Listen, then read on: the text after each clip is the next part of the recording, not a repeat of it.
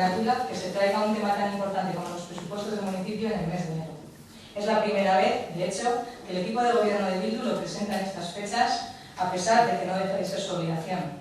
Esperemos que esta costumbre la repitan a lo largo del resto de la legislatura y si puede ser para el mes de diciembre. Gure posten gara, urtarrilaren 28an ekartzeaz, gure asmoa zen aurrekontu hauek abenduan onartzea, zen ikusiten inbertsio asko egin behar zirela makinaria lehenbaile martxan jartzeko, ezin izan dugu negoziaketan bezatu direlako.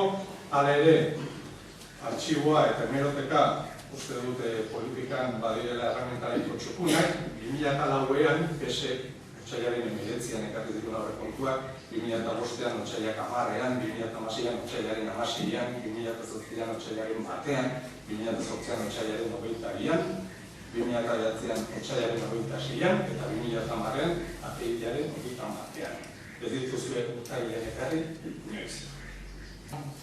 Los presupuestos son para nosotros mucho más que un estado de ingresos y gastos y la suma de partidas y programas.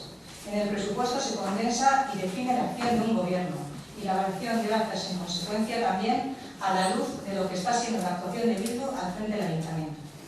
Lo primero que queremos destacar es que en estos presupuestos queda patente el fracaso de la gestión del Bildu durante los últimos años en el ayuntamiento de Andoain.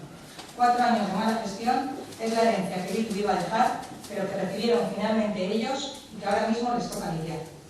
Planteamos el voto en contra de estos presupuestos porque los socialistas no vamos a ser copartícipes en la pretensión de tapar la mala gestión de la legislatura pasada. Azaroaren 24an entregatu egin dizuen aurrekontu proiektua orduzikan egin ditugu 2 bilera ofizial agerikoak Bildu eta PSren artean, e-mailak tokatu ditugu, telefono deiak izan dira, 2 ogasun batzorde egon dira artean, bat aurkezpen egiteko, beste bat diktaminatzeko, eta zuen erantzuna izan da, ez da ez. Ez proposamen bakar bat egin, kanpainan gaude, horien ez doko denboriko horretak egiteko, kanpainan gauderako, ondoren dira gabonak, eta gabonetako forak ere diskutatu behar ditugu, beraz ez doko denboriko horretak egiteko, eta iristen da gero aste diktaminatzen portu eta aste ditu egiten zareten, gero prentxaren aurrean jarri, ez sekulako gurra banatik edo guztiari, eta orduan gainera arrazoia guztia zuen, ez? Nik uste dut handik PSren arazoa benetan larria dela, beste herrietan behintzat proposamena egiten dituzten, ironiz begiratzen inguruko herrietan, Usurbilen 8 emendakin aurkeztu zituzten, Urnietan 60 emendakin aurkeztu zituzten, negoziaketetan zer gertatzen den, ezakit, baina gutxienez lan hartzen dute eta egiten dute, eta nik uste dut hemen oso kezkagarria dela gertatzen dena. Eta gainera, kontutan hartuta, eta mailak soziala batzar horretan dagoen zinegotzi bakarra eguneko liberazio batekin. Dana eta zuzeak eguneko zaudetenak.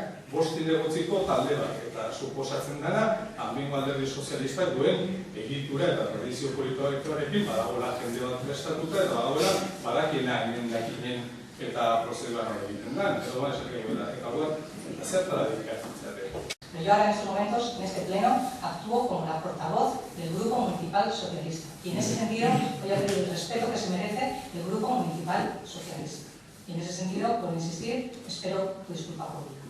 Badago, beste oposizioaren talde bat, giroan hasten, erdi egiak edo erdi gezurrak ere, publikoki esanez eta giroan hasten. Orduan aldo horretikan, bai ezatzen dut esan dagoa, lan asko daukagu eta ekarpen egin dukuna ongi etorri izan dagoa eta bestela, eskertu genuke, gehiagiz molestatzen, eta bestela irakurriko duguak irakurtzera dagokionean, eta ikusten nahi badu beretan egingarria dela esan dudan ez bezkatu, badakizune autokritik egiteko eta inolako arazorik, dut desentetan dudala, eta horrela baldin bada, eskatu barkamena momentuz dut uste gauza gehiagi esan dezakela danik gai horren